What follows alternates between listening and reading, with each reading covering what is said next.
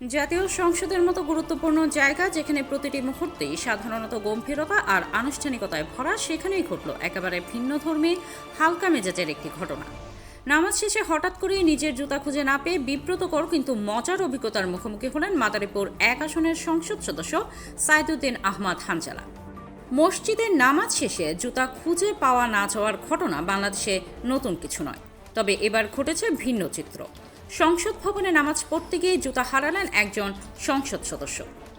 জাতীয় সংসদে নামাজ আদায় করতে গিয়ে নিজের জুতা হারিয়েছেন মাদারীপুর ১ আসনের ১১ দলীয় ঐক্যের সংসদ সদস্য সাইদুদ্দিন আহমদ হানজালা।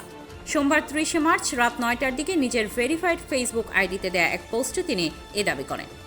পোস্টে হানজালা লেখেন, আজ সংসদে নামাজ আদায় করতে গিয়ে একটি মজার ঘটনা ঘটে গেল। নামাজ শেষে দেখি আমার জুতাটা আর আমার নেই, বদলে অন্য একটা জুতা চলে এসেছে।